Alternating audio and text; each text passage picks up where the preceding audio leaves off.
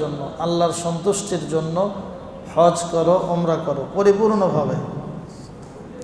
হাদিস শরীফে আল্লাহ রসুল বলেছেন, তাবিউ বাইনাল হাজ্জি ওয়াল উমরাহ, হজ করো, ওমরা করো, একটার পর একটা লাগাতার চালাইতে থাকো। কেন? ফাইন্নাহুমা ইয়ানফিয়ানিল ফাকরা ওয়াজ যুনুব, এই দুইটার লাভ হলো, দুই জগতে মানুষের সবচেয়ে বড় যেই দুই চাওয়া, এই দুই ফায়দা আল্লাহ তাআলা হজ ওমরার মাধ্যমে দান করেন। এই জগতে মানুষ কি চায়? এই জগতে সম্পদ চায়। এমন কেউ নাই যে বলবে যে আমার আর অর্থ সম্পদ টাকা পয়সা দরকার নাই। যে যেই লাইনে আছে সবাই, দেশে হোক বিদেশে হোক, ব্যবসার মাধ্যমে, চাকুরির মাধ্যমে অর্থ সম্পদ আমাদের প্রয়োজন। তো এই দুনিয়াতে অর্থের প্রয়োজন। কেউ গরিব হইতে চায় না স্বেচ্ছায়, সবাই চায় ধনী হইতে। আর পরকালে আমাদের প্রয়োজন কি? কোনো গুনাহ না থাকুক। গুনাহমুক্ত পরকাল যদি হয়, তাহলে পরকালে আমরা ইনশাআল্লাহ জাহান্নাম এবং জাহান্নামের সকল ক্ষতি থেকে বেঁচে আমরা আল্লাহর রেডি করা জান্নাতে সবাই চলে যাব ইনশাআল্লাহ। তাই জন্য এই দুনিয়াতে টাকা দরকার, দারিদ্রতা না থাকা দরকার, আর পরকালে গুনাহ না থাকা দরকার। এই দুই জিনিস অর্জিত হয় হজ ওমরার মাধ্যমে। রাসূল বলেছেন, তোমরা হজ ওমরা করো, এর দ্বারা আল্লাহ তাআলা এই দুনিয়াতে তোমাদের দারিদ্রতা দূর করে তোমাদেরকে অর্থবিত্তশালী, অনেক বড়লোক সম্পদশালী বানায় দিবেন। আর পরকালে তোমাদের যত গুনাহ আছে, কোনো গুনাহ থাকবে না, আল্লাহ সব গুনাহকে মাফ করে দিবেন। অন্য হাদিস শরীফে আল্লাহ রসুল বলছেন, আল হাজ্জুল মাবরুর লাইসা লাহু জাযাউন ইল্লাল জান্নাহ। হজ্জে মাবরুর অর্থাৎ মকবুল হজ, এটার প্রতিদান একমাত্র জান্নাত। আর কিছু দ্বারা হজের মূল্যায়ন হবে না। একজন হাজির মূল্যায়ন আল্লাহ তাআলা সম্মান করবেন জান্নাত দেওয়ার মাধ্যমে। এজন্য আমাদের সবার মন চায় আমরা হজ করি, কি বলেন? সবার মন চায় আমরা ওমরা করি। এখানে এই মজমায় অনেকে আছেন যাদের আল্লাহ তাআলা হজ করার তৌফিক দিয়েছেন, অনেকে আছেন যাদেরকে আল্লাহ তাআলা ওমরা করার তৌফিক দিয়েছেন। কেউ আছি আমরা বারবার হজ ওমরা করার সুযোগ পেয়েছি, আলহামদুলিল্লাহ। আমাদের অনেক পূর্বসূরি বুজুর্গানে কেরাম ছিলেন যারা প্রতি বছর হজে যাইতেন। আল্লাহ তাআলা সুযোগ দিতেন, তারা চলে যাইতেন। এই হজ ওমরায় বাহ্যিকভাবে মনে হয় যে সবারই তো মন চায়, আমাদের সবার মন চাচ্ছে না? এখন যাওয়ার জন্য বাধা কি? বাধা হইল টাকা পয়সা। যে হুজুর মনে তো চায়, কিন্তু যাব কিভাবে? টাকা তো নাই। তো এর জবাবে আমরা আমাদের ক্ষুদ্র অভিজ্ঞতায় বলি যে হজ ওমরায় যাওয়ার জন্য টাকা পয়সা আপনার থাকতে হবে, বিষয়টা এমন জরুরি না। এখানে মূল জরুরি হলো আল্লাহর প্রতি আপনার মোহাব্বত, আল্লাহর প্রতি আপনার টান, দিলের আকর্ষণ। এইটা যত গাঢ় হবে, যত মজবুত হবে, আপনি আল্লাহর কাছে এই কথাটা যতভাবে বুঝাইতে পারবেন, চোখের পানি ফেলে, দিলকে উজাড় করে আল্লাহর কাছে চাইবেন যে আল্লাহ টাকা নেই, পয়সা নাই, ওইটা আমি দেখতেও চাই না, আমি যাইতে চাই। আমি এই জাহেরি দুনিয়ার আসবাবের উপরে বিশ্বাস করতে চাই না, আমি যাইতে চাই। তুমি আমাকে হজে নিয়ে যাও, তুমি আমাকে ওমরায় নিয়ে যাও, আমাকে কাবা ঘর সরাসরি তওয়াফ করার সুযোগ করে দাও, এই দুই নয়নে কাবা ঘর দেখার সুযোগ করে দাও। এভাবে চোখের পানি ফালাইতে থাকলে আল্লাহ তাআলা কুদরতিভাবে আপনার যাওয়ার ব্যবস্থা করে দেবেন। এই কথাটা এত বেশি বাস্তব, এর উদাহরণ আপনাদের সামনে উপস্থিত। যে আপনাদের খতিব সাহেব মুফতি আমানুল্লাহ বসন্তপুরী সাহেব হুজুর কিন্তু এবছর হজে যাওয়ার কোনো টার্গেট ছিল না ওনার। হুজুরের সাথে যাদের অনেক সম্পর্ক, তারা কিন্তু 1 মাস আগেও জানতেন হুজুর হজে যাচ্ছে না। কিন্তু আমরা যখন একসাথে বসতাম, তো ওনার দিলের মধ্যে একটা বেচাইনি হালত, অস্থিরতা। আমরা যাচ্ছি ইনশাআল্লাহ। তো উনি যদিও মুখ খুলে সবসময় বলে না ভদ্রতার কারণে, কিন্তু দিলের হালতটা আমরা দেখতাম। আর মনে মনে আমাদেরও একটা আশা ছিল যে যে কোনোভাবে আল্লাহ তাআলা ওনাকে যেন হজে যাওয়ার একটা ব্যবস্থা করে দেন। তো এই যে গত মাত্র 10 দিন আগে হবে, 10 দিনের বেশি তো না হুজুর, সর্বোচ্চ 15 দিন আগে হবে। এখন কিন্তু নতুন হাজির কোনো নিবন্ধন করা এই বছরের জন্য কোনো সুযোগ নাই, সব ক্লোজ। যার যার ভিসা চলে এসেছে, টিকিট যার যার নামে বিমানে কাটা কমপ্লিট। এবং কোনো কোনো কোম্পানি ওই দেশে যে একটা কার্ড লাগে হাজিদের চলাচলের সরকারিভাবে, নুসুক কার্ড বলে, ওই নুসুক কার্ড বিতরণও শুরু হয়ে গেছে। এই সময় নতুন কাউকে যুক্ত করা এটা সম্ভব না। কিন্তু ওই যে দিলের মধ্যে তড়প আছে, ব্যথা আছে, অস্থিরতা আছে। হঠাৎ করে আমাদের অফিস থেকে আমাকে জানাইলেন যে হুজুর একজন হাজির সমস্যা হয়ে গেছে, একটা সিট খালি হয়েছে, দেখেন এই জায়গায় বিকল্প কাউকে নেওয়া যায় কি না, এটা বিশেষভাবে তাকে যুক্ত করা যাবে। এখন এই রকম যাওয়ার জন্য অনেক মানুষ টাকা আগের থেকে জমা দিয়ে রাখে, যে হুজুর টাকা পয়সা জমা দিয়ে রাখলাম। স্বাভাবিক তো নিয়ম নাই। আমাদের এক মুসল্লি আমার চৌধুরী বাজারের, এই রমজানের শেষ দিকেও আমাকে বলছে যে হুজুর আমার তো নিয়ত ছিল, গুছাইতে পারি নাই, বাকি এখন হাতে টাকা আছে, এখন কোনো একটা সিট খালি হইলে আমার কষ্ট করে ঢুকাই এই বছর নেওয়ার ব্যবস্থা করে দিয়ে। তা আমি এই জন্য অফিসেও জানায় রাখছি, বলছে যে না, কোনোভাবে ব্যবস্থা নেই। এরকম বিভিন্ন হজ ট্রাভেলসের কাছে 2, 4, 5 জন 10 জন এরা আগের থেকে টাকা দিয়ে রেডি থাকে যে খালি হইব আর আমারটা এন্ট্রি করবেন, কারণ ওই সময় দেরি করা যায় না। তো আমাদের এখানে যখন একটা খালি হইল, তখন আমরা পরামর্শ করলাম যে অন্য কাউকে এন্ট্রি না করে আমাদের বসন্তপুরী হুজুরের আমরা এই জায়গায় ঢুকায় নেই। তো অফিসে আমি প্রস্তাব দিলাম চেয়ারম্যান সাহেবকে যে স্বাভাবিকভাবে হজে যেতে তো টাকা লাগে, কিন্তু আমরা তো ওলামা একরাম যারা যাই এদেরকে এত টাকা পয়সা দিয়া প্রত্যেকবার 5 লাখ 6 লাখ টাকা দিয়ে যাওয়া সম্ভব? তো অফিসকে আমি বললাম যে বসন্তপুরী হুজুরকে নিয়ে যেতে হবে। টাকা পয়সা গেলাম, টাকা পয়সার কথা জানি না, নিতে হবে এতটুকুই জানি। টাকা পয়সার কোনো আলোচনা করার সুযোগ নেই, নিতে হবে এটাই কথা। তো ওনারা বললো যে ঠিক আছে হুজুর, আপনারা যেহেতু বলছেন ইনশাআল্লাহ হুজুরকে বলেন ওনার কাগজপত্র পাঠাইতে অফিসে, আমরা ইনশাআল্লাহ ওনার নামটা এন্ট্রি করে দিচ্ছি। আলহামদুলিল্লাহ এখন এন্ট্রি হইয়া হুজুরও আমাদের সাথে এখন সফরের অপেক্ষায়। বলেন আলহামদুলিল্লাহ। তাহলে এই যে একটা বিষয়, আমি এটা ওই কথাটা বোঝানোর জন্য উদাহরণটা দিলাম যে আপনার টাকা পয়সা থাকলেই যাবেন, এমন বহু কোটি কোটি কোটি টাকার মালিক আছে যে সে হজের জন্য যাওয়ার সুযোগও পাচ্ছে না, তার দিলের মধ্যে ব্যথাও তৈরি হয় নাই, আগ্রহ তৈরি হয় নাই, আর যাওয়ার ব্যবস্থা হয় না। আর যার দিলের মধ্যে ব্যথা আছে, আগ্রহ আছে, দেখবেন কুদরতিভাবে একজন তৈরি হয়ে গেছে তারা নেওয়ার জন্য। আমাদের আর একজন আলেম, সে আমাকে বলল যে হুজুর আমার একজন ভাই আমার সকল খরচ দিবেন হজের, 2027-এ যাবে সে, 2027-এ আমি আপনাদের সাথে যাব, যা যা করতে হইব সব ব্যবস্থা করে দেন, এখন থেকে আমার নামটা সিরিয়ালে আগায় রাখেন যেন আমি মিস না হয়ে যায় আগামী বছর। তো তার নিজের 1 টাকাও খরচ নাই, আর একজন দিবে। এই হালতগুলি আসে আপনার দিলের অবস্থার উপরে।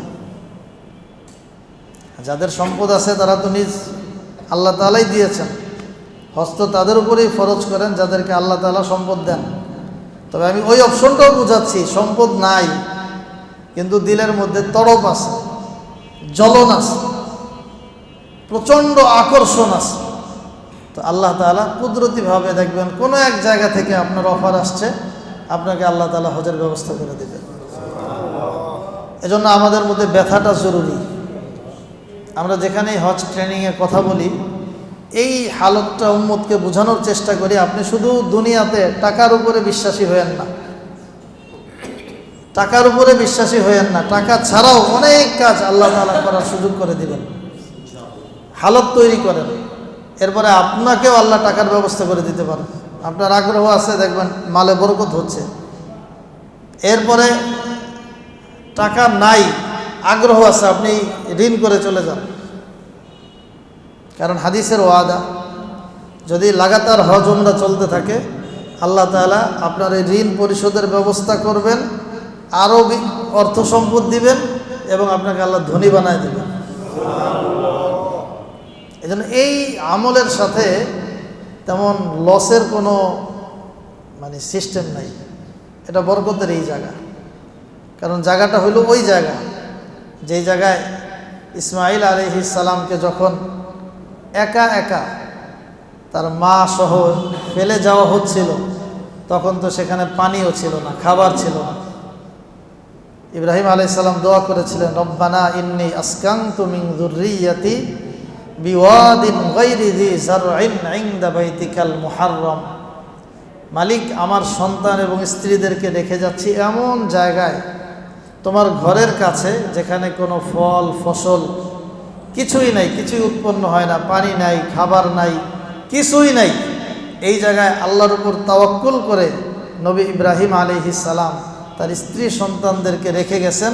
আল্লাহ তাআলা সেই শূন্য জায়গাটাকে বরকত দিয়ে এত বেশি বরকতময় করেছেন, আজকের পৃথিবীতে, সারা পৃথিবীতে যত খাবার তৈয়ার হয়, যত ফল আছে, যত তরিতরকারি আছে, যত মাছ আছে, যত ধরনের খাবারের আইটেম আছে, আপনি সারা পৃথিবীর সকল আইটেম মক্কা শরীফে পেয়ে যাবেন। বাংলাদেশের সবচেয়ে ভালো মাছ যেটা, ওইটা বাংলাদেশের বাজারে পাবেন না, মক্কার বাজারে পাওয়া যায়।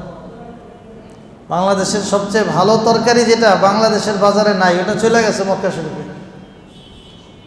ওই সাগর থেকে, নদী থেকে মাছ ধরে ওই কারওয়ান বাজার গিয়া প্যাকেট হইয়া ওইটা মক্কায় চলে গেছে। আমরা পাই না ভালো জিনিস।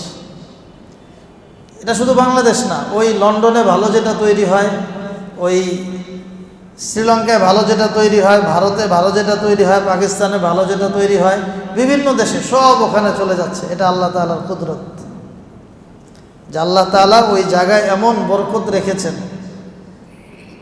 জায়গাটাই পবিত্র, জায়গাটাই বরকতময়। এই জন্য আল্লাহ তাআলা এই জায়গার জন্য আমাদের সবাইকে কবুল করেন, বলেন আমিন। তো আজকে হজ ট্রেনিং হবে এবং আগামীকালকেও 2 দিন। 2 দিনে আমরা 3 জন আলোচকের নাম লেখা আছে। আরও এই যে হুজুর কাছকে আমরা ফ্রি পেয়ে গেছি নেয়ামত হিসাবে, হুজুর থেকেও কিছু কথা আমরা শুনবো ইনশাআল্লাহ। এরকম যাদেরকে আবার পাওয়া যাবো আমরা, তাদের থেকেও কিছু কিছু কথা আমরা শুনবো। তো আমাদের ধারাবাহিকতা অনুযায়ী আজকে আমার জন্য যে বিষয়, সেটা হলো উমরা করার নিয়ম। আমরা যে হজ উমরায় যাই, হজে যাই বা উমরায় যাই, এখন যেহেতু হজের সময়, এই হজের সময়টাতেও সাধারণত শুধু হজ আমরা করি না, 2টা আমল করি, হজ এবং উমরা। অন্য সময় কেউ যখন যায় শুধু উমরার জন্য যায়। উমরার জন্য বছরের নির্ধারিত কোনো সময় নেই, সারা বছর উমরা করা যায়। এটা মাঘ মাস হোক আর চৈত মাস হোক আর ভাদ্র মাস হোক, আশ্বিন মাস আর পৌষ মাস, কথা নাই, সারা বছর কি করা যায়। কিন্তু হজ সারা বছর করা যায় না, হজের সময় নির্ধারিত। হজের সময় হইল জিলহজ মাসের মাত্র 5 দিন। কয়দিন? জিলহজ মাসের, আরবিতে জিলহজ মাসের মাত্র 5 দিন।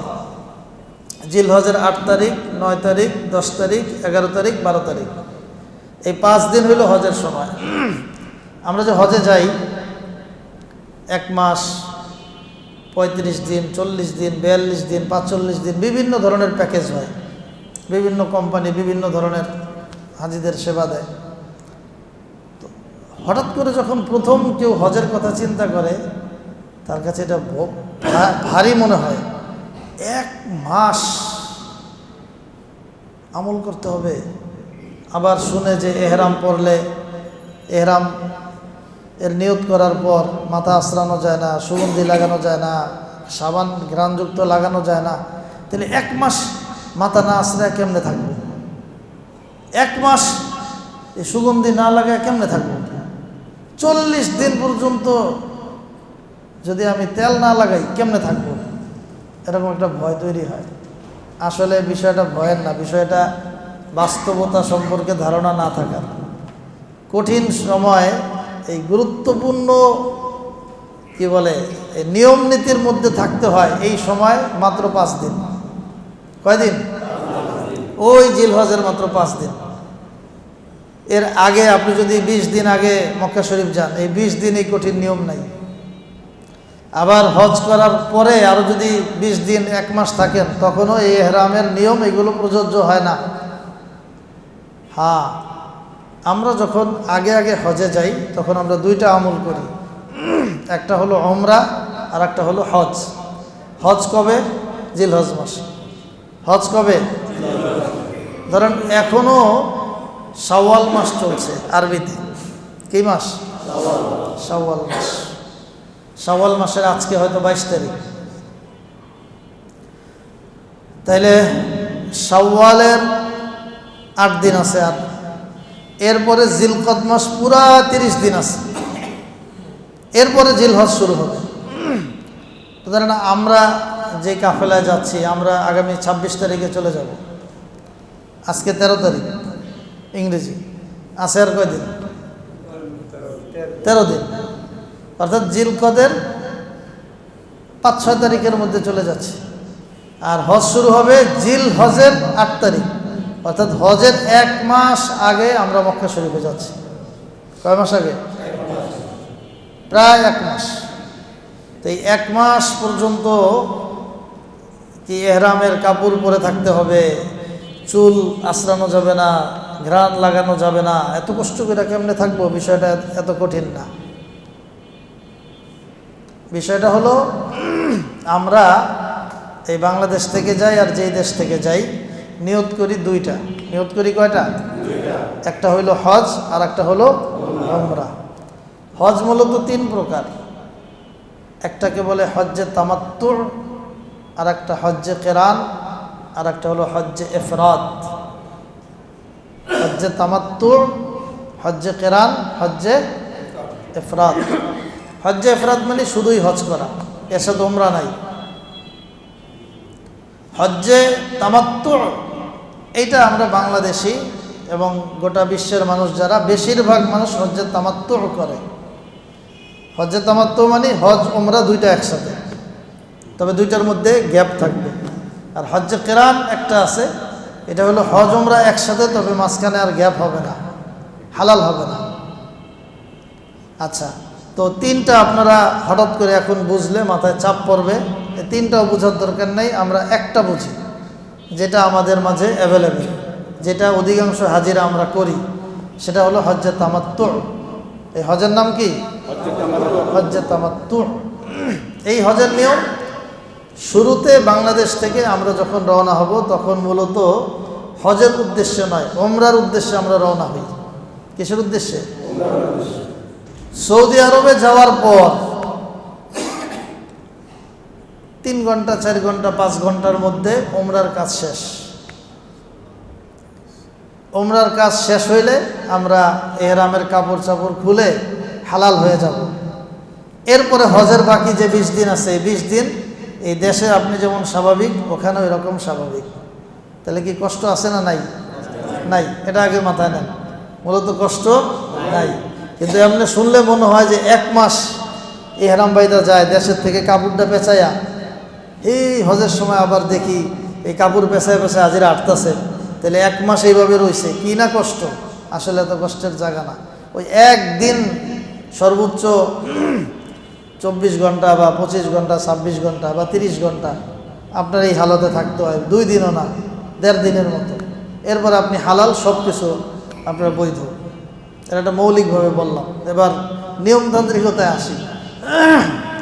মূলত উমরার ক্ষেত্রে 4টা কাজ আমাদের জন্য পালনীয়। কয়টা কাজ? 4টা কাজ। আর হজের ক্ষেত্রে হলো 9টা। হজের ক্ষেত্রে কয়টা? 9 আর 4 কত?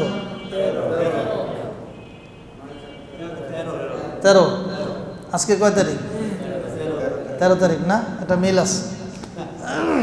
আচ্ছা যাক, তাহলে প্রথমে গিয়া 4 কাজ, আর ওই হজের সময় আসলে 9 কাজ। এই 13টা কাজ করে আপনি বাসায় ফিরবেন, নামাজের ভিতরে বাহিরে কত ফরজ? কথা কয় না। নামাজের ভিতরে বাহিরে কত ফরজ? 13 ফরজ। তাহলে 13 ফরজ পালন হইলে নামাজও পুরা হয়। 13টা ফরজ আর ওয়াজিব পালন করলে হজ উমরা দুইটা পরিপূর্ণভাবে শুদ্ধ হয়ে দেশে ফিরা যায়। সুবহানাল্লাহ। তাহলে আমল কয়টা? মাত্র 13টা। আমল কয়টা? 13টা। উমরার সময়, হজের সময় মোট কয়টা? 13টা। আমি শুধু 4টা আমলের বিষয়ে আজকে আমি বলছি, এরপরে হুজুররা অন্য গলিতে যাবেন। এই যে উমরার ক্ষেত্রে 4 কাজ, এর মধ্যে 2টা ফরজ, 2টা ওয়াজিব। 2টা ফরজ, 2টা ওয়াজিব। ফরজ হইল ইহরাম বাঁধা। প্রথম ফরজ কি? 2 নম্বর ফরজ হইল তাওয়াফ করা। 2 নম্বর ফরজ। ওয়াজিব 2টা। প্রথম ওয়াজিব হইল সাই করা। প্রথম ওয়াজিব। দ্বিতীয় ওয়াজিব মাথা মুন্ডন করা, বা নারীদের ক্ষেত্রে চুলের অগ্রভাগ থেকে কর্তন করা। শেষ। এই 4টা আমল করলে আপনার উমরা হয়ে গেল। আর উমরার দ্বারা আল্লাহ তাআলা গুনাহসমূহ মাফ করে দেন। কয় কাজ? 1 নম্বর ইহরাম, 2 নম্বর তাওয়াফ। এই 2টা হলো ফরজ। ওয়াজিব 2টা, 1 নম্বর সাই, 2 নম্বর মাথা মুন্ডন করা বা চুলের অগ্রভাগ থেকে কাটা। এই 2 2 4টা। এখন এই দুইটা এই 4টার কিছু প্র্যাকটিক্যাল নিয়ম আছে। এই নিয়মগুলো শুধু আমরা ফলো করব। আর ফলো করার মধ্যে সবচেয়ে বড় হলো যে আমরা নিয়মগুলি যদি শিখি, পড়ি, তারপরও ভুলে যাওয়াটা একান্তই স্বাভাবিক। এজন্য কোরআনের উপর আমল করে প্র্যাকটিক্যালভাবে উম্মতকে দেখাবেন, এরকম একজন নবী পাঠাইছেন। আর নবী পাঠায় আল্লাহ নিজেই বলে দিয়েছেন, লাকাদ কানা লাকুম ফি রাসূলিল্লাহি উসওয়াতুন হাসানাহ। তোমাদের জীবনের জন্য সর্বোত্তম আদর্শ হলেন এই নবী। নবী যেভাবে করবেন, আল্লাহ তাআলা কোরআন শরীফে বলছেন, ওয়াকিমুস সালাতা ওয়া আতুজ যাকাহ, নামাজ কায়েম করো, যাকাত দাও। এখন নামাজ কেমনে পড়বেন এটা কোরআন শরীফে বলে দেয়নি, এটা নবী বলে দিয়েছেন। বলছে যাকাত দাও, যাকাত কেমনে দিবেন এটা কোরআন শরীফে বলে দেয়নি, এটা নবী ব্যাখ্যা করে বলে দিয়েছে। আল্লাহ তাআলা কোরআন শরীফে বলছে, ওয়াতিমুল হাজ্জা ওয়াল উমরাতা লিল্লাহ, হজ উমরা পরিপূর্ণভাবে পালন করো। কিভাবে পালন করবেন এটা কোরআন শরীফে আর বলে নেই, এটা নবী বলে দিয়েছে। এই ব্যাখ্যা নবী বলে দিয়েছেন। এই নবীর তরিকা অনুযায়ী এখন সবগুলো কাজ করা, এটা হলো এই কাজের নেকি পাওয়ার জন্য জরুরি। তাহলে আমাদের প্রথম কাজ কি করা? ইহরাম বাঁধা। ইহরাম বাঁধার জন্য তরিকা হলো আগে নিজের শরীরকে পবিত্র করতে হয়। ইহরাম বাঁধার জন্য কি করতে হয়? নিজের শরীরকে পবিত্র করতে হয়। এখন পবিত্রতার নর্মাল সুরত হইল ওযু করা, পবিত্রতার একটু ভালো সুরত হইল গোসল করা। ওযু করলেও ইহরাম বাঁধা যায়, তবে উত্তম ভালো স্পেশাল তরিকা হইল কি করা? গোসল করা। গোসল করে আপনি শরীরে সুগন্ধি লাগাইতে পারবেন। এরপরে গোসল করে আপনি ইহরাম যেহেতু পরবেনই, এজন্য আমরা ইহরামের যে নির্ধারিত 2টা সাদা কাপড় থাকে, 2টা কাপড় থাকে। একটা লুঙ্গি হিসাবে লুঙ্গির মতো করে নিচে পরিধান করতে হয়, আর একটা চাদরের মতো করে গায়ে ঝুলিয়ে দিতে হয়। এই নিচের যেই কাপড় বা উপরের কাপড় যেটাই হোক, লুঙ্গির মতো, লুঙ্গি না, লুঙ্গি হইলে সেলানো যায়, এটা যেহেতু লুঙ্গি না এজন্য সেলানো যাবে না, সেলাইকৃত হতে পারবে না। উলামায়ে কেরাম লিখেছেন এই 2 কাপড়ের হিকমত হইল, 2 কাপড় আমাদের জীবন যে কি পরিমাণ আমাদের কাছে একেবারেই নগণ্য, এটার ইশারা করা হয় 2 কাপড়ের মাধ্যমে। এই 2 কাপড় আমাকে বোঝায় যে তোমার শরীরে এখন কোনো জামা নাই, পকেট নাই, অন্য কিচ্ছু নাই, টাকা পয়সা, কার্ড, ব্যাংক ব্যালেন্স ইত্যাদি কিছু রাখার জায়গা নেই। 2টা কাপড়, 2টা কাপড়ের হালতে তোমার অবস্থার দিকে তুমি তাকাও। এবং এটাই হলো আমাদের জীবনের বাস্তবিক অবস্থা, যে আমার সাথে কোনো কিছু নাই, এই দুই কাপড় পরেই এই হালতে, এহরামের হালতে এরকম সাদা কাপড় পেঁচাইয়া একদিন আমাকে কবরে যাইতে হবে। ওই দিন যেই হালত আমার হবে, ওই দিন কোনো সেলাই করা কাপড় নাই, পকেট নাই, টাকা পয়সা নাই, ব্যাংক ব্যালেন্স নাই, কোনো কিছু নাই। সেই হালতের একটা প্র্যাকটিস এই দুই কাপড় দ্বারা শুরু হয়। এখান থেকে হালত তৈরি হয় যে আমি যত বড় ব্যক্তি হই, যত বড় ক্ষমতা আমার থাকুক, যত সম্পদ থাকুক, প্রভাব থাকুক, যত বন্ধুবান্ধব, যত শ্রমিক, কারখানার যত বড় মালিক আমি হই, কিন্তু আমি এখন কিন্তু একেবারেই জিরো, আমার কিচ্ছু নেই। এই একটা দিলের মধ্যে হালত তৈরি হওয়া যে আসল জীবনের বাস্তবতা এটাই যে দুইটা সাদা কাপড় পেঁচাইয়া আমাকে লম্বা সফর করতে হবে। এই সফর কখনো কবর হয়ে আমাকে জান্নাত পর্যন্ত হতে পারে ইনশাআল্লাহ। এই হালত তৈরি করা, এই কাপড় পেঁচিয়ে আমাদের যেই স্বাভাবিক নিয়ম, আমরা এই এহরামের কাপড়টা বাসা থেকেও পরতে পারি, আমরা এয়ারপোর্ট গিয়েও পরতে পারি। এহরামের কাপড় পরলে এখনো এহরাম হয় নাই। এহরামের কাপড় পরলেই এহরাম বাঁধা এখনো হয় নাই। এহরাম হবে নিয়ত করার মাধ্যমে। এহরাম শুরু হবে কখন? শুধু কাপড় পরলে এহরাম হয় না, আবার শুধু কাপড় খুলে ফেললেই এহরাম বাতিল হয় না। এজন্য আমাদের মুফতি রায়হান সাহেব হুজুর একটা সুন্দর উদাহরণ দেন যে একজন নারীর বিয়ে হয়েছে, ধরেন জোহরের পরে বরযাত্রী আসবে, 2টার সময় বিয়ে হবে, আকদ হবে।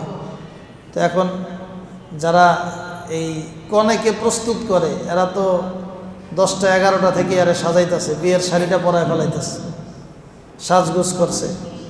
তো এখন আকদ হইল 2টায়, 1টার মধ্যে সাজগোজ কমপ্লিট, তার মানে কি বিয়ে হয়ে গেছে? বিয়ের শাড়ি তো পরছে, বউ তো বিয়ের শাড়ি পরছে, বউ বিয়ের শাড়ি পরছে, কিন্তু আকদ করে নাই এখনো, তাহলে কি বিয়ে হয়েছে? আচ্ছা, ধরেন 2টার সময় আকদ হয়ে গেছে, বিয়ের শাড়ি পরা আকদ হয়েছে। এরপরে যেই কাপড়টা পরে সারাদিন থাকে, মেহমান টেহমান চলে গেলে এই ভারী কাপড় নিয়ে আর রাত্রে ঘুমান যায় না, তখন এই কাপড়টা খুলে একটা স্বাভাবিক ড্রেস পরতে হয়। তো এই বিয়ের শাড়িটা খুললে রাত্রেবেলা স্বাভাবিক ড্রেস পরলে এ কি বউ আছে না বিয়ে শেষ? সে বউ থাকবে না? নতুন বউ যে হয়েছে, বিয়ে যে হয়েছে, বিয়াটা বহাল থাকবে না কাপড় খুললে বিয়া শেষ? কাপড় খুললে বিয়া ভাঙে না, বিয়া বহাল। তো এরকম এহরামের যে সাদা কাপড় আমরা পেঁচাই, এটা নিয়তের আগে পরলেও এহরাম হয় নাই। আবার নিয়ত করার পর এহরামের কাপড় পরছি, এরপরে নিয়ত করছি, নিয়তের পর কোনো প্রয়োজনে এখন কাপড়টা খুলতে হবে। কাপড়টা নষ্ট হয়ে গেছে, নাপাক হয়ে গেছে, বাথরুমে গেছিলেন, নিচের যে কাপড় ছিল এটা নাপাকি লাগছে, এখন খুলতে হবে না? তো খুললে এর দ্বারা কোনো ক্ষতি নেই। খুললে কি নাই? কোনো ক্ষতি নেই। আপনি কাপড় চেঞ্জ করেন, বাথরুমে যান, গোসল করেন, কাপড় চেঞ্জ করেন। বাংলাদেশ থেকে রওনা হয়েছিলাম, সৌদি আরব পর্যন্ত যাইতে যাইতে এই কাপড়টা ময়লা হয়ে গেছে। এখন আমরা হোটেলে গিয়ে উঠলাম, হোটেলে ওঠার পর আবার একটু গোসল করে ফ্রেশ হয়ে নতুন আরেক সেট এহরামের কাপড় পরে আমরা চলে গেলাম হারাম শরীফে, কাবা ঘরে। এটাই স্বাভাবিক নিয়ম। এজন্য কাপড় চেঞ্জ করলে কি হয় না? এহরাম বাতিল হয় না। তাহলে এহরাম প্রসঙ্গে আমাদের কথা হলো মৌলিকভাবে এটা যে এহরামের জন্য পবিত্রতা অর্জন করা, ওযু করা, পারলে গোসল করা মুস্তাহাব, করলে ভালো, না করলে কোনো গুনাহ নেই। আমাদের স্বাভাবিক নিয়ম অনুযায়ী বলি তাহলে আপনাদের বুঝতে সুবিধা। যেদিন আমরা ধরেন হজের তারিখ হবে, ওই দিন আমরা এহরামের কাপড় পরলাম, বাসা থেকে ফ্রেশ হয়ে কাপড় পরে চলে গেলাম এয়ারপোর্টে। এয়ারপোর্টে যাওয়ার পরে স্বাভাবিক যে সরকারি যেই নিয়মগুলো আছে, ইমিগ্রেশনের কাজকাম যা আছে, এগুলো আমরা কমপ্লিট করে ভিতরে চলে যাব। ভিতরে চলে যাওয়ার পর বিমানের জন্য অপেক্ষা হবে। এবার 2 ঘন্টা, 3 ঘন্টা, 4 ঘন্টা, যেই কয় ঘন্টায় অপেক্ষা করা লাগে। তো ভিতরে মসজিদ আছে, এয়ারপোর্টের ভিতরে বাংলাদেশে দোতলায় সুন্দর নামাজের বিশাল জায়গা আছে, ওজুর জায়গা, নামাজের জায়গা। ওখানে গিয়ে এবার আমাদের তো অফিসিয়াল ঝামেলা শেষ, এটা একটা টেনশন মাথায়। ইমিগ্রেশনের সময় পুলিশ আটকে দেয় কিনা, অনেক সময় বেশি তরুণ যুবক থাকলে এদেরকে পুলিশ সন্দেহ করে এরা কি হজে ওমরায় যাইতেছে নাকি ওই দেশে পলায় থেকে যাব। এটা তাদের দায়িত্ব, তারা শক্তভাবে চেক করে। এই যে ও যদি যায়, ওরে ধরেন হজের ইমিগ্রেশনে একটা নিশ্চিত আটকে দিব, ঠিক আছে, কারণ ওর চেহারার ভাবসাবে কয় যে এই পোলা তো এখানে হজ ওমরা যায় না, ওর বয়সী পোলাপান তো যায় চাকরি করতে, ও মনে হয় হজের বিষয়টা নিয়ে কৌশলে ওই দেশে পলায় থেকে যাবে। এরকম যাদেরকে মার্ক করে এদেরকে ইমিগ্রেশন পুলিশ আটকে দেয়। এই জন্য টেনশনের জায়গা। এই জায়গায় যাওয়ার আগে দোয়ার আমল করা এবং পুরা সফরে এরকম জায়গায় জায়গায় যেন আটকায় না যায়, এজন্য কিছু সদাকা করা, দোয়া করা এবং সদাকা করা, কিছু দান করা। হাদিস শরীফের মধ্যে আসছে আর সদাকাতু তারুদ্দুল বালা, দানের দ্বারা বালা মুসিবত দূর হয়ে যায়। এই যে আমরা সর্বশেষ ওমরায় গেছিলাম, এই যে আমাদের আব্দুল বারেক ভাই আমাদের সাথে ছিল, হ্যাঁ বাসেদ ভাই ছিল। তো ওখানে এই যে ওর সাইজের 4টা যুবক আছিল, স্টার্ন মল্লিকার ব্যবসায়ী, ঠিক আছে, 3টারেই পুলিশ আটকে দিছে, বলছে তোরা একটাও ওমরায় যেতেছস না, সবগুলি পলাবি। এখন তো ওদের কান্নাকাটি, বিমানের টিকিট কাটা, মানে যদি ওমরা যেতে না পারে তার ভিসা খরচ, টিকিট খরচ সব শেষ, লাখ টাকার উপরে জরিমানা। এইটা নিয়ে তো মোটামুটি আমাদের পুরা কাফেলার কতক্ষণ বাসেদ ভাই, প্রায় 2 ঘন্টা, মানে আমরা এয়ারপোর্টে গেছি হইলো ধরেন বিমান ছাড়ার 6 ঘন্টা আগে, স্বাভাবিক এটা নিয়ম। এদের এই ঝামেলা পোহাইতে পোহাইতে 3-4 ঘন্টা গেছে, মানে অন্যদের সব তো আলহামদুলিল্লাহ গুছায় ভিতরে ঢুকে গেছে, এই 2-3টা আটকে রাখছে, পুলিশ যাইতেই দিবে না। এইগুলি গুছাইতে গিয়া সর্বশেষ 2 জনরে ছাড়ছে, কিন্তু একটারে ধরছে টাইট করে, তুমি আর যেতে পারবে না।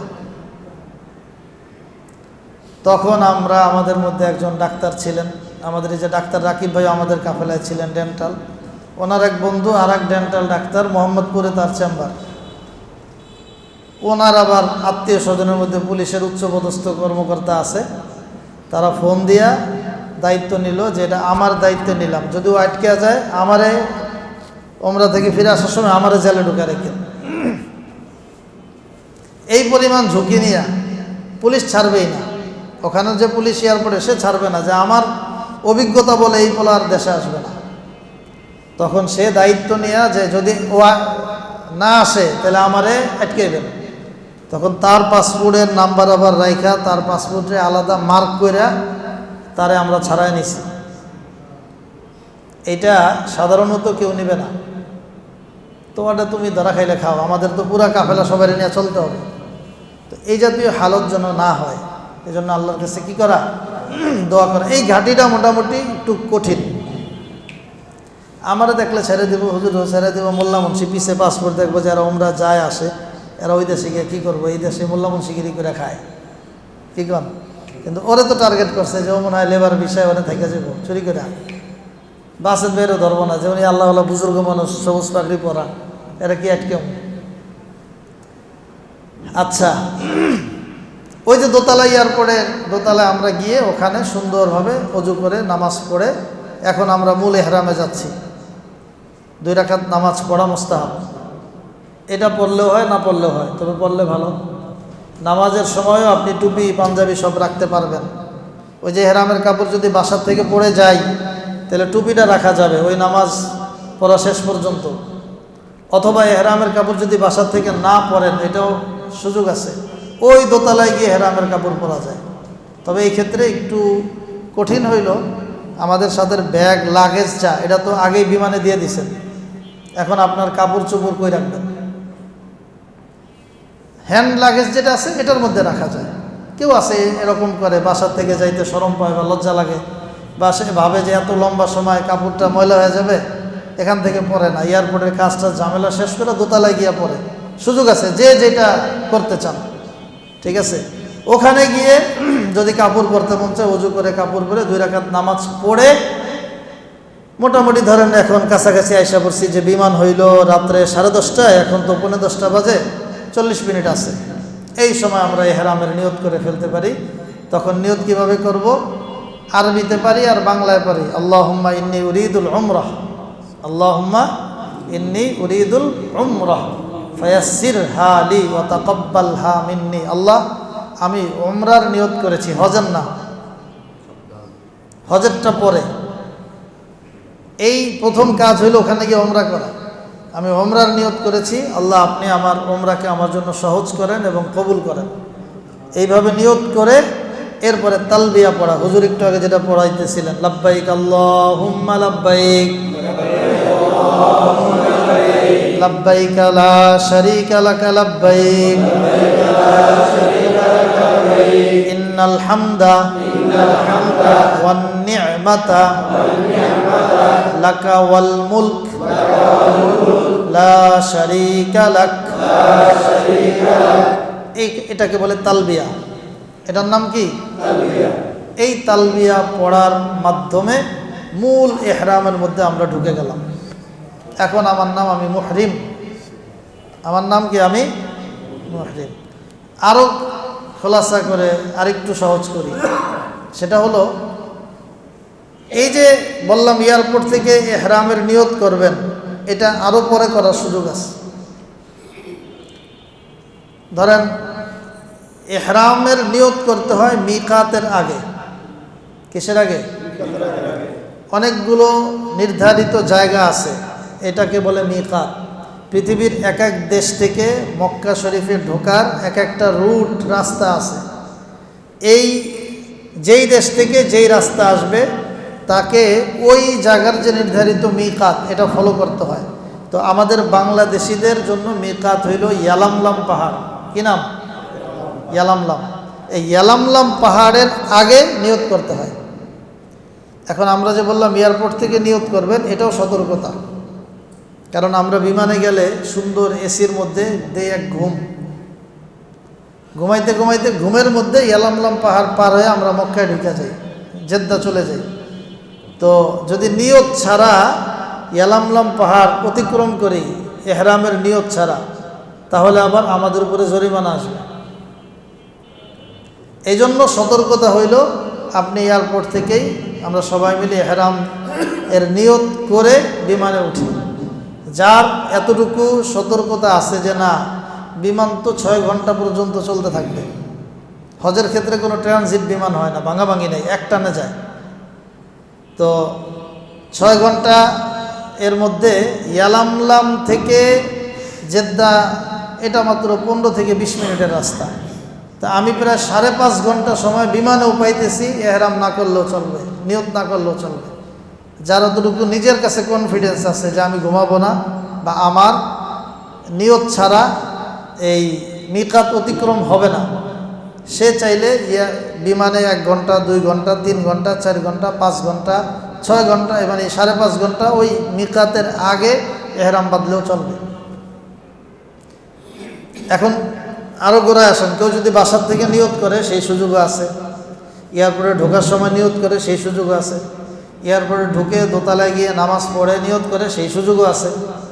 লাস্ট সুযোগ হইল বিমানে উঠে ইয়ালামলাম পাহাড়ের আগ পর্যন্ত। এইভাবে আমরা যখন ইহরামের নিয়ত করব, যখনই করেন নিয়ত করার পর থেকে আপনি মুহরিম। এখন থেকে কোনো সুগন্ধি ব্যবহার করা বৈধ না। এখন থেকে চুল আঁচড়ানো যাবে না। এখন থেকে দাড়ি আপনি নড়াচড়া করলেন, দাড়ি উঠে গেল, ছুটে পড়ে গেল, এই কাজ আর করা যাবে না, এতে আপনার গুনাহ হবে। এখন থেকে আপনার জবান নিয়ন্ত্রণে রাখতে হবে। কারণ কোরআনুল কারীম আল্লাহ তাআলা বলেছেন, যেখানেই হজের কথা বলছেন, আল হাজ্জু আশহুরুম মা'লুমাত ফামান ফারাদা ফীহিন্নাল হাজ্জা ফালা রাফাসা ওয়ালা ফুসুকা ওয়ালা জিদালা ফিল হজ। নামাজ সবচেয়ে গুরুত্বপূর্ণ ইবাদত, এটা আমরা সবাই জানি। কিন্তু আল্লাহ কোরআন শরীফে এই কথা বলে না, এই তোমরা নামাজে গিয়া অশ্লীল কথা বলবা না, কটুবাক্য বলবা না এবং ঝগড়া করবা না, এটা বলে নাই। রোজা রাখতে গিয়া ঝগড়া করবা না, জাকাত দিতে গিয়া ঝগড়া করবা না, কোরআন শরীফে এরকম নাই। কিন্তু হজের ক্ষেত্রে বলছেন যে হজে গিয়া তোমরা কটু কথা বলবা না, অশ্লীল কথা বলবা না, ঝগড়া করবা না। কারণ কি, যে নামাজ পড়তে এসে সাধারণত ঝগড়া লাগে না, ঝগড়ার পরিবেশ হয় না। আপনি আপনার জায়গায়, আমি আমার জায়গায় দাঁড়াইছি, আল্লাহু আকবার গেল। রোজা যার যারটা রাখে, কিসের ঝগড়া? হজ এমন জায়গা, যে জায়গায় ঝগড়া করার মতো অনেক পরিবেশ তৈরি হয়। মানুষের মেজাজ হট থাকে সফরের অবস্থায়। কখনো সময় মতো খাবার পাওয়া যায়, কখনো খাবার একটু দেরি হয়, কখনো সময় মতো গাড়ি পাওয়া যায়, কখনো গাড়ি একটু দেরি হয়, কখনো আপনি 1 ঘন্টার গাড়ি সিরিয়ালে দেরি হইতে হইতে হইতে হইতে হইতে হইতে 6 ঘন্টা 7 ঘন্টা লাগতে পারে। ক্ষুধায় লাগতেছে অস্থির, এখন আপনি হোটেলে গিয়ে সাথে সাথে খাবার পাইলেন না, অথবা আপনারটা কেউ খায়া ফেলাইছে, মেজাজটা খারাপ হবে কি না? আমাদের কত সফর হয়েছে, বাসের বেজে সফরে ছিল, দেশের নাম বলতেছি না, তাইলে আবার ওই দেশি মানুষরা কষ্ট পাবে। অনেক সময় ওই যে খাবার দেখা যায়, ধরেন আমরা 40 জন এক কাফেলায় গেলাম, একটা রুমের সামনে খাবার রাখে, তো পাশের রুমটা অন্য কোনো কোম্পানির হাজির অথবা অন্য কোনো দেশের হাজির। সে ভাবছে মানে আমার সামনে কেউ রুমে হাদিয়া রেখা গেছে, সে তো হাদিয়া মনে করে অন্তে নিয়ে 2 প্যাকেট খাওয়া ফেলাইছে। এখন আপনি যে তফ করে ক্লান্ত হয়ে আসছেন, রুমে আইসা দেখেন যে সবার খাবার পাইছি, আমরা 2 জন রুমে পাই নাই, মেজাজটা কেমন লাগবে? হ্যাঁ, কোম্পানির ফোন দিবেন, এই খাবার দিলেন না, আমরা কি টাকা দিয়ে আসি নাই? আর ভাই টাকা দিয়েও আসছেন, খাবারও আনছে, খাবার ছিল আপনার রুমের সামনে, কিন্তু আপনি গেছিলেন তফ করতে বা একটু বাইরে, ওই ফাঁকে এখান থেকে আরেকজন সে এটা তার হাদিয়া মনে করে খায়া ফেলাইছে। এখন তো মেজাজ খারাপ হওয়ার জায়গা, কিন্তু আপনার ঠান্ডা মাথায় বুঝতে হবে যে আসলেই কি আমার সাথে ট্রাভেলস বা কোম্পানি আমারে এইভাবে ফাঁকি দিল, না কোনো সমস্যা হয়েছে। এতটুকু মাথা ঠান্ডা রেখে বিষয়টা বুঝতে হবে। এই জন্য আল্লাহ তাআলা বলছেন, হজ ওমরার ক্ষেত্রে কী করা যাবে না? মাথা গরম করা যাবে না, ঝগড়া করা যাবে না, কটু কথা বলা যাবে না।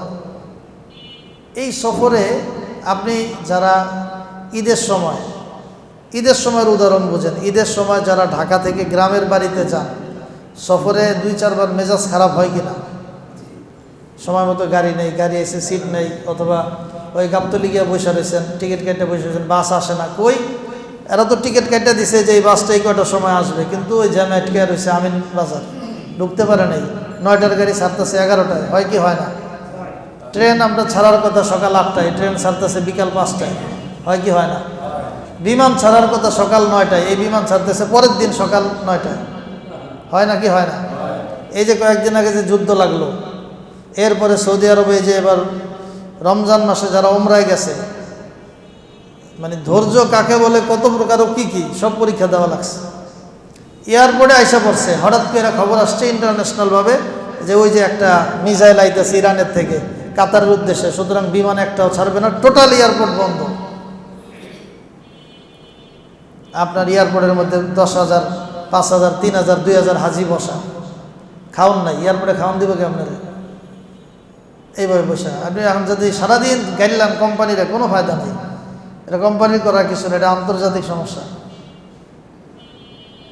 বুঝে আসছে? এরকম পরিস্থিতি বিভিন্ন সময় তৈরি হয়। এজন্যই আল্লাহ তাআলা বলছেন যে এই সফরটা এটা ক্লান্তির, একটু কষ্টের, একটু সবরের। এই জায়গায় সবর করতে হবে, কটু কথা বলা যাবে না, চিল্লাচিল্লি করা যাবে না। এগুলি করলে করতে পারবেন, কিন্তু ওই যে হজের আসল মাকসাদ, নিষ্পাপ হয়ে দেশে ফিরা, লাইসা লাহু জাযাউন ইল্লাল জান্নাহ, ওই জান্নাতের নেয়ামত থেকে আমরা মাহরুম হয়ে যাব। এজন্য ইহরামের পর সব অফ, এখন ঝগড়া নেই, কটু কথা নেই, এলোমেলো। নিজের বৈধ স্ত্রী থাকলেও তার সাথে স্ত্রী সুলভ আচরণ করা যাবে না। এরপরে শিকারি, ওই যে হারাম শরীফে গেলে দেখবেন কবুতর চত্বরে পাখি সুন্দর বসে রয়েছে, কবুতর ধরলে ধরন যায়, 4-5টায় আপনি ধরতে পারবেন, কিন্তু এটা ধরা যাবে না, শিকার করা যাবে না, এটা নিষেধ। এটা যেহেতু নিষেধ, এই জন্য এটা এসে বসে থাকে আপনার মাথার উপরে, কোলের উপরে, ঠিক আছে? এইগুলি করা যাবে না, এটা নিষেধ। যাই হোক, আমরা এহরাম বাঁধলাম। দ্বিতীয় আমল কি? তওয়াফ করা। তো এহরাম বাঁধলাম, ঘরে বাঁধলাম, বা এয়ারপোর্টে ঢোকার আগে বা ঢোকার পরে বা বিমানে যাই করলাম, এরপরে নামলাম গিয়া জেদ্দা এয়ারপোর্টে। এয়ারপোর্ট থেকে স্বাভাবিক ওখানে আবার একটা হালকা পাতলা ইমিগ্রেশন, এখন অত বেশি না, শুধু চেক। এখন ওই সাপ টাপও লাগে না, এমন ভিআইপি হয়েছে, আপনি যাবেন শুধু চোখে দেখবে আর যান। আবার কোনো সময় হাতের ছাপটা ইত্যাদি নেয়। এটা পার হয়ে মক্কা শরীফ গেলে এয়ারপোর্টে আপনাকে 1 সেকেন্ডও দাঁড়াইতে দেব না, প্রস্রাবে ধরলেও দাঁড়াইতে দেয় না, বাথরুমে ধরলেও দাঁড়াইতে দেয় না। এটা ওদের সিস্টেম ভিড় এড়ানোর জন্য। কারণ এটা তো বাংলাদেশ এয়ারপোর্ট না যে রানওয়ে একটা, ওখানে একসাথে শত শত বিমান নামতেছে, হাজার হাজার যাত্রী। এক এক যাত্রী 5 মিনিট বসাইলে এয়ারপোর্ট পুরো জ্যাম হইয়া গুলিস্তান হয়ে যায়। এজন্য ওরা কাউরে দেরি করতে দেয় না। নামাজ সাথে সাথেই আল্লাহ হাজি রুহ, হাজি দৌড়ান, তাড়াতাড়ি গাড়িতে ওঠেন, গাড়ি রেডি। আপনি যাওয়ার আগে আপনার গাড়ি রেডি, এয়ারপোর্টে লাগানো আছে। গাড়িতে ওঠার পর গাড়ি আপনাকে সোজা নিয়ে যাবে যেই হোটেলে বরাদ্দ করা। হোটেলের লোকেশন আপনার নিজ নিজ কোম্পানি থেকে নিতে হয়, লোকেশনও লাগবে না। আপনি গাইড আছে সাথে, যারা আছে তাদের সাথে যাইবেন। ওই গাড়ির কোম্পানি থেকে বলাই আছে গাড়ি কই যাব। মানে আমরা অনেক সময় অযথা পেরেশান হই, কোনো পেরেশানি নেই এই সফরে। আপনি কোনো মুরব্বীর তত্ত্বাবধানে গাইড তো আছে আপনার সাথে। এজন্য হাজিদের জন্য সরকারিভাবে বাধ্যতামূলক নিয়ম হইল প্রত্যেক 45 জন হাজির জন্য একজন গাইড বাধ্যতামূলক। প্রত্যেক 45 জনের জন্য একজন মুআল্লিম থাকতে হবে, নাইলে কোম্পানির লাইসেন্স সরকার দিবে না, লাইসেন্স বাতিল হয়ে যাবে। যদি কেউ প্রমাণিত ধরা খায় যে এখানে 60 জন হাজি একজন মুআল্লিম চালাইছে, তাইলে ওই হজের থেকে আস্তে আস্তে ওর কোম্পানির লাইসেন্স ব্লক হয়ে যাবে। এত শক্ত নজরদারি, এখানে সরকারও ছাড় দেয় না। সৌদি সরকারও টাইট, বাংলাদেশ সরকারও টাইট হজের ক্ষেত্রে। কারণ প্রত্যেকেই চায় হজের ক্ষেত্রে সরকারিভাবে সুনাম কুড়াইতে। কোনো সরকার চায় না যে আমার বদনাম হোক এই বছর, যে এই বছর হজ মন্ত্রণালয় ব্যর্থ, এটা চায় না। এই জন্য এরা হাজিকে দৌড়রূপে রাখে এগো নিয়ম ঠিক রাখার জন্য। চলে গেলেন হোটেলে, যার যেখানে হোটেলে গিয়া এই যে বাংলাদেশ থেকে ঘর থেকে বের হয়েছেন, একটু ক্লান্তি টেলান্তি ইত্যাদি আছে, সব ক্লান্তি, বাথরুমে যান, গোসল করেন, কাপড় চেঞ্জ করেন। ওখানে প্রত্যেক ট্রাভেলসেই খাবার রেডি রাখে, খাওয়া দাওয়া খাইবেন। এরপর এটা হয়তো মশওয়ারা করবে যে আগে একটু ঘুমামু না আগে ওমরার কাজগুলো তওয়াফে যাব। মশওয়ারা যদি সিদ্ধান্ত হয় যে আপনি আগেই, ক্লান্তি এত নাই শরীরে, বিমানে ঘুমাইছি টাইট মতো, 6 ঘন্টা কাম কি, 3 ঘন্টাই তো ঘুমায় মানুষ কমপক্ষে। যে ঘুম টুম সব হয়েছে, আমাদের ক্লান্তি নেই, সোজা কোথায় যাব? হারাম শরীফে। তাইলে চলে গেলেন সবাই মিলে, গিয়া এখন তওয়াফ শুরু করতে হবে। হারাম শরীফে যাওয়ার ক্ষেত্রে আদব হইল, আমরা বাংলাদেশে মসজিদে ঢুকতে যে মসজিদে ঢোকার সুন্নত আছে না, এই সুন্নতগুলো খেয়াল রাখতে হবে। যে আমরা বিসমিল্লাহ বলে প্রবেশ করব, তাই না? দুরূদ শরীফ পড়ব, দোয়া পড়ব, বিসমিল্লাহি আসসালাতু আসসালামু আলা রাসূলিল্লাহ আল্লাহুম্মা আফতাহলি আবওয়াবা রাহমাতি। কমপক্ষে এই দোয়া যেটা দেশি আছে ওইটাই। এরপরে ডান পা দিয়ে প্রবেশ করা, আর কি করা? ইতিকাফের নিয়ত করা। হারাম শরীফের একটা স্পেশাল আমল আছে, এটা হলো হারাম শরীফ তো আমাদের চাঁদ সাদেকের মতো এত ছোটো জায়গা না, তাই না? আপনি যেই গেট দিয়ে ঢুকেন, ঢোকার পরে বেশ দূর হাইটা আগানোর পর আপনার চোখের সামনে এই কাবা ঘর, কই কাবা ঘরের ছবি আছিল, ওই দিকে আছে না, ওই কাবা ঘরের কালো গিলাফ বেষ্টিত ওই কাবা ঘর, এটা আপনার নজরে আসতে শুরু করবে। তখন নিয়ম হইল এই কাবা ঘর যখন প্রথম চোখ পড়বে, সাথে সাথে 3 বার আল্লাহু আকবার, আল্লাহু আকবার, আল্লাহু আকবার, 3 বার আল্লাহু আকবার, আল্লাহু আকবার, আল্লাহু আকবার, লা ইলাহা ইল্লাল্লাহ, এইভাবে পড়া। এরপর এই কাবা ঘরের প্রথম দর্শনের সাথে সাথে আল্লাহর কাছে দোয়া করা। হাদিস শরীফের মধ্যে আসছে, প্রথম কাবা ঘর দেখার সময় বান্দা যেই দোয়া করে আল্লাহ তাআলা সেই দোয়াই কবুল করেন। এটা এখন আপনি কাছে যান নাই, মসজিদে ঢুকছেন, মসজিদ অনেক বড়, প্রথম যখন দেখবেন, এরপরে আমরা আস্তে আস্তে কাবার দিকে আগাবো। আগে এই যে গোল জায়গা কাবার চতুর্পাশে, এটাকে বলে মাতওয়াফ। এটার নাম কি? মাতওয়াফ। মুফতি ফয়সাল আহমদ সাহেব, এই আর এক হুজুরের, বড় হুজুরের আগমন, বলে নারায়ে তাকবীর। আসেন, হুজুর হইলেন নিউ মার্কেট এর, নিউ মার্কেটে তো অনেকগুলি মার্কেট না, গাউসিয়া, এরপর আরও কি কি, এর মধ্যে নিউ সুপার, যেটা নিউ সুপারের খতিব নিউ সুপার মার্কেটের খতিব, আমাদের জামিয়া নুরিয়ার কৃতি সন্তান মুফতি ফয়সাল সাহেব হাফিজাহুল্লাহ, হুজুরের ফয়েজও আপনারা নেবেন, আমি শেষ করে দিচ্ছি এখনই। তাহলে যেটা বলতেছিলাম, আমরা এই কাবা ঘরের চতুর্পাশে যে এরিয়া, এটাকে বলে মাতফ। এটার নাম কি? এই 2-4টা আরবি শব্দ মুখস্থ করে ফেলাইবেন, কারণ আমরা কত বিদেশি খেলোয়াড়ের নাম মুখস্থ, কত গায়িকা নায়িকা যেগুলি কোনো ফায়দা নাই এগুলির নাম মুখস্থ, কত গেমসের নাম মুখস্থ। এই যে আমাকে যে তালেব আলেমরা আছে না, এটি যারা মোবাইল টিপে জিজ্ঞাসা করেন গেমস, 10-15টা গেমসের নাম বলে দেব, ঠিক আছে? আর ওরা জিজ্ঞাসা করেন কতটি খেলোয়াড়ের নাম, সব বলে দেব।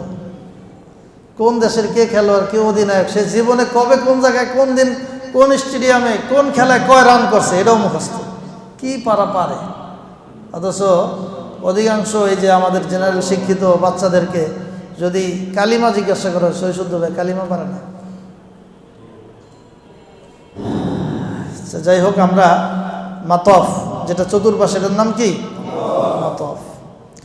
এই মাতফ এর মধ্যে যখন পাড়া দিব, হাদিস শরীফের মধ্যে আসছে, প্রত্যেক কদমে পা পড়ার সাথে সাথে আল্লাহ তাআলা 10টা নেকি মাফ করে দেবেন।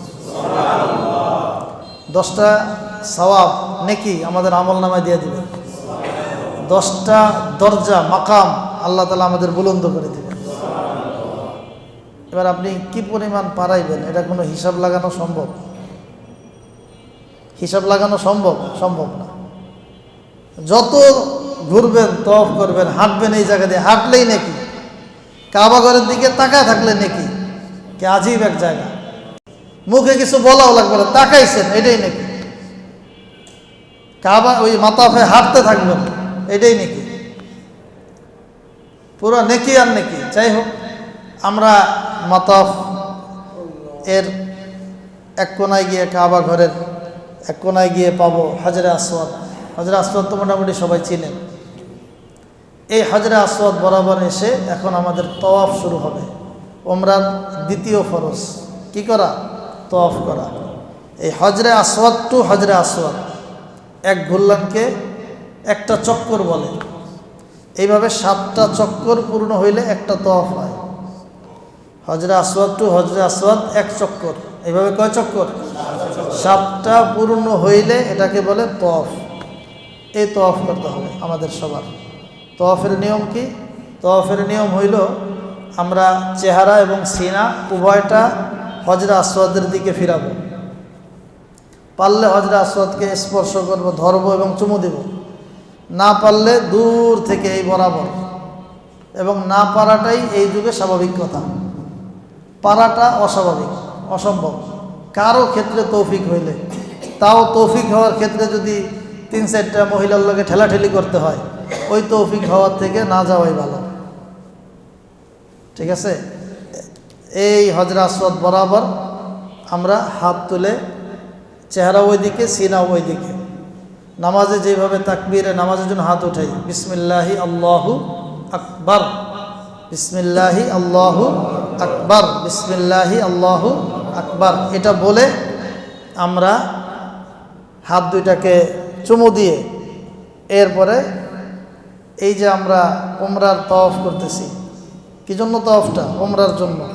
এইটা আবার মনের মধ্যে স্মরণ কইরা, নিয়তটাকে আবার নবায়ন কইরা, এরপরে আমাদের কাবাঘর বাম দিকে রেখে এই চক্কর শুরু হবে।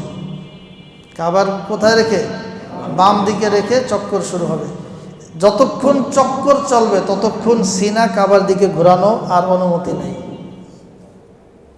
আপনি ঘুরতে ঘুরতে আপনি ঘুরে ঘুরে দেখলেন মোহাব্বতের ঠেলায়, এই জায়গায় মোহাব্বতের এটা নিয়ম না। এই জায়গায় যেটা নিয়ম, এটা ফলো করার মধ্যেই কামিয়াবি। কারো যদি সিনা ঘুরে যায়, যে আপনি এই তো কাবা ঘর, এদিকে আপনি সিনাটা ঘুরায় ফেলছেন, ঘুরায় এতটুকু জায়গা আসছেন, তাহলে মাসালা হইল যতটুকু সিনা ঘুরাইছেন ওই পরিমাণ জায়গা আবার পিছনে আইসা সিনাটাকে কাবা ঘরের দিক থেকে ঘুরাইয়া আবার ওই পরিমাণ জায়গা তওয়াফ করবেন। সিনা কাবার দিকে তওয়াফের সময় ঘোরানো যাবে না। আচ্ছা, এই 7 চক্করের ভিতরে আমাদের 2টা আমল আছে। আরো কয়টা আমল? দুইটা আমল। একটা আমল হইল ইস্তেবা, একটা আমল কি ইস্তেবা। ইস্তেবা বলা হয় ওই যে আমাদের এহরামের কাপড়টা আছে না, এটা তো স্বাভাবিক কাপড় কই, কালকে হুজুর এটা দেখায় দিবে, এখন শুধু শোনেন। ইস্তেবা আছে, কাপড় তো স্বাভাবিকভাবে আমরা পেঁচায় কাঁধের উপরে রেখে দিই, তখন কাপড়টাকে এই ডান বগলের নিচ দিয়া, ডান বগলের এদিকে বাম কাঁধে থাকবে, এদিকে বাম বগলের নিচ দিয়া এই বাম কাঁধে আবার রাখবেন। এইভাবে পোশাক পরিধান করা, বুঝে আসছে? এইভাবে কি করা? পোশাক পরিধান করা তওয়াফের সময়। এই একটা আমল। আর একটা আমল হইল যেই সব তওয়াফের পরে সাই থাকে, সেটা কোনটায় আছে কোনটা নাই এটা আরও আস্তে আস্তে বুঝবেন। ওই তওয়াফের ক্ষেত্রে প্রথম 3 চক্করের সময় রমল করা। কি করা? রমল করা। বলবেন এটা আবার কি? তো এটা কি, এই যে আপনি তাকাইবেন, এতটুকু শিখতে হবে। সব কিছু তো আমরা মুখস্থ করে দিতে পারব না, খাওয়াই দিতে পারব না, কিছু শেখা লাগবে না? এই যেই মূল মূল শব্দগুলো আছে এইগুলো শিখে ফেলবো আমরা। এটাই হলো ওয়ারিনা মানাসিকানা অথবা আলাইনা। এই মানাসিক শিখতে হবে, হজের আমালগুলো শিখা, এটাও আমাদের ইলম, ওই যে তলাবুল ইলমি ফারিদাতুন আলা কুল্লি মুসলিম অর্জন করা ফরজ না, এর অন্তর্ভুক্ত। আপনার মৌলিক বিষয়গুলো শিখতে হবে। যাই হোক, রমল করব। রমল, রমল হলো বীর দর্পে চলা, বীরের মতো। কিসের মতো?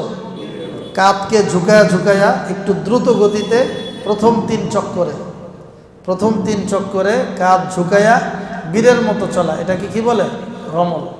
এইভাবে 1 চক্কর যখন শেষ হবে, আবার হজরে আসওয়াদ বরাবর এসে আমরা আবার কাবার দিকে কি করব? চুমু দিব, হাত তুলে। ওই যে পারলে সরাসরি চুমা, নাইলে ইশারায় চুমা। পারলে সরাসরি, নাইলে কি ইশারায়। এই বরাবর বাম দিকে তো দেখাই যায়, ডান দিকে দোতলায় একটা সবুজ লাইট লাগানো আছে, সবুজ বাতি জ্বলে, এই বরাবর আসলেই অনুমান করা যায়। আচ্ছা, এইভাবে 7 চক্কর যখন শেষ হবে, 7 চক্কর শেষ হবে 8ম বার চুমু দেওয়ার মাধ্যমে।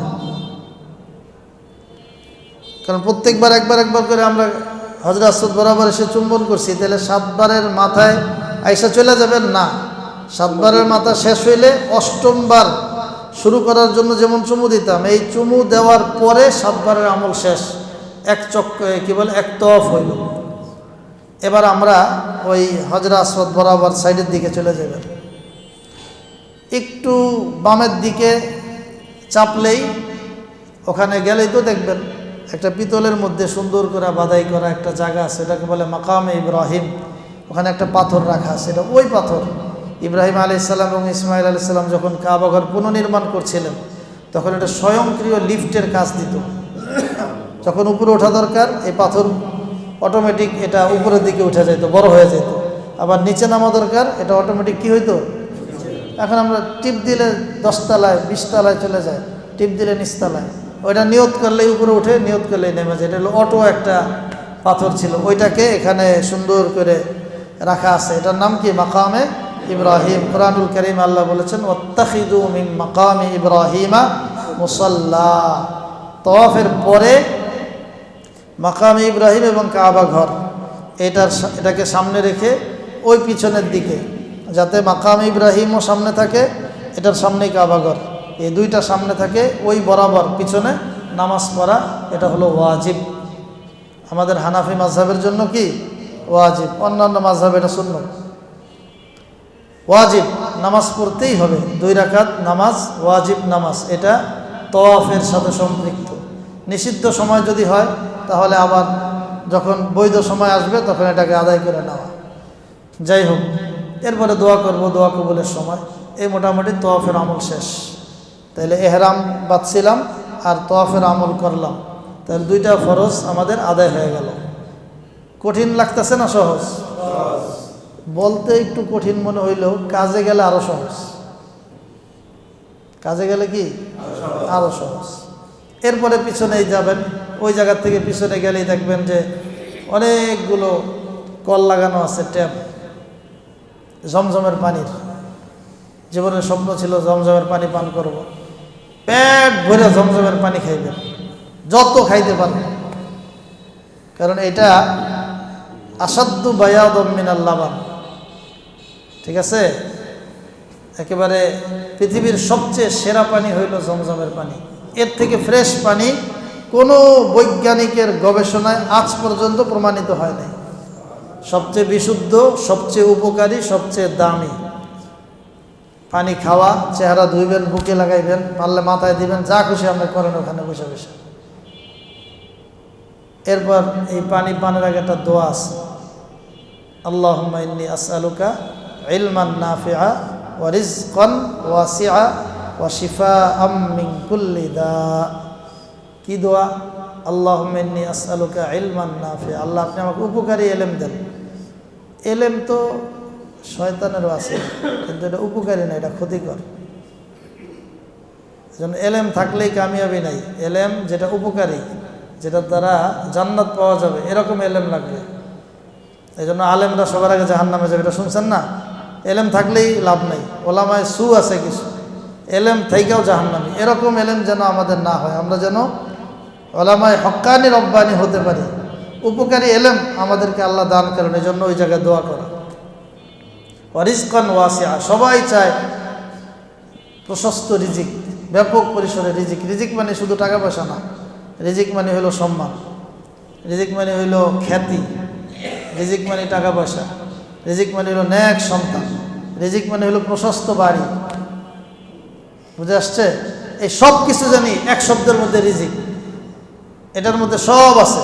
আপনি যা যা কল্পনা করেন সব এই রিজিকের মধ্যে আছে। এটার জন্য আল্লাহ রিজকান ওয়াসিআ, প্রশস্ত রিজিক দান করো, বা শিফাআম মিন কুল্লি দা, এবং আমাদেরকে সব রোগ বালাই থেকে আল্লাহ তুমি শেফা দান করো, রোগ বালাই থেকে মুক্ত করো। এই দোয়াটা ওখানে করো, দোয়া কবুলের সময় খাইবেন, দোয়া কবুল হয়ে যাবে। এরপরে পিছন দিক দিয়ে দেখবেন রাস্তা আছে, সব সিস্টেম করা, আপনারা তো ভয়ের কিছু নাই। পিছন দিক দিয়ে সফা পাহাড়ে উঠতে থাকবেন, তখন নিয়ম হইল, কোরআন শরীফে আয়াত আছে, ইন্না সফা ওয়াল মারওয়াতা মিন শাআইরিল্লাহ ফামান হাজ্জাল বাইতা আও ইতামারা ফালা জুনাহা আলাইহি আইয়াত্তাওয়াফা বিহিমা। এই আয়াত পড়তে পড়তে সফা পাহাড়ের দিকে ওঠা, সফা পাহাড়ে উঠে আবার কাবার দিকে ফিরে। হজের সময় গতবার দেখছি দুষ্টামি করছে যে হাজিরা যেহেতু সফা পাহাড়ে উঠে কাবার দিকে তাকায়, তো তাকাইতে গেলে একটু দাঁড়ায় একটু দোয়া পড়ে, এরপরে একটু সময় কাটাইতে গেলে ভিড় হয়। এই জন্য ভিড় এড়ানোর জন্য এরা ওই বরাবর লাগাই দিছিল, পুরোটা আটকে দিছে। নিয়ম হইলে আপনি ওইদিকে তাকাইবেন, কাবা ঘরের দিকে আবার উপর থেকে দেখা যায়, তাকাইলেই ওইটাকে দেখে আবার দোয়া করবেন, দোয়া পড়বেন। কিন্তু যদি বন্ধ থাকে আমাদের করার কিছু নাই। যেই আমলটা সরকারি বাধায় আটকে গেছে আমরা, ওইটার জন্য আমরা কেউ দায়বদ্ধ না, এটা আল্লাহ মাফ করে দেবেন ইনশাআল্লাহ। ওখানে আমাদের কোনো হাত নাই। এই সাফা পাহাড়ের উপর উঠে দোয়া করে এবার আমরা এখান থেকে যাব মারওয়ার দিকে। দোয়া করব, নিয়ত করব যে আমি এখন কি করতেছি, ওমরার সাই করতেছি। মারওয়ার দিকে যাওয়ার শুরুতেই আবার দেখবেন সবুজ বাতি জ্বালানো বিশাল একটা এরিয়া আছে, উপরে সবুজ বাতি জ্বালানো আছে। এই জায়গাটা অন্যান্য জায়গায় স্বাভাবিকভাবে হাঁটা, আর এই জায়গায় একটু দৌড় দেওয়া। এই জায়গায় হাজরা আলাইহিস সালাম দৌড় দিছিলেন। অনেক লম্বা ইতিহাস আছে, 3 জন হুজুর বসা, এই জন্য আর দেরি করা যাবে না, অনেক সময় চলে গেছে। আমি মূল কথা বলে এখন শেষ করি। এই জায়গায় দৌড় দেওয়া, এখানে দোয়া পড়া, রব্বি গফির ওয়ারহাম ওয়া আনতাল আযুল আকরাম, যে কোনো দোয়া পড়া, তবে এই জায়গার জন্য এই দোয়াটা পড়লে ভালো। এরপরে আমরা চলে যাব, সোজা গেলেই মারওয়া পাহাড়। মারওয়া পাহাড়ে উঠে আবার হাত দোয়া করবেন, দোয়া করে আবার সফায় আসবো। সফা থেকে আবার মারওয়া, মারওয়া থেকে আবার সফা, সফা থেকে আবার মারওয়া, মারওয়া থেকে সফা, এরপরে সফা থেকে মারওয়া। এইভাবে 7টা চক্কর। 7 চক্কর এমন না যে একবার গিয়ে আবার আসলে একটা, একবার যাওয়া 1 চক্কর, আর একবার আসা একবার চক্কর, এইভাবে 7টা পূর্ণ হয়ে গেলে মারওয়ায় গিয়ে আপনার শেষ হবে। ওখানে গিয়ে ওই জায়গায় হোক, মসজিদে হারামের যে কোনো জায়গায় আবার 2 রাকাত নামাজ পড়া মুস্তাহাব, পড়লে নাকি না পড়লে কোনো গুনাহ নাই। প্রথম ওয়াজিব শেষ, দ্বিতীয় ওয়াজিব একটা আছে, এটা হইলো এবার ওই জায়গায় বের হওয়ার সময় দেখবেন যে কিছু নাপিত আছে, তারা হলক করতে চায়, টাকা পয়সা নেয়।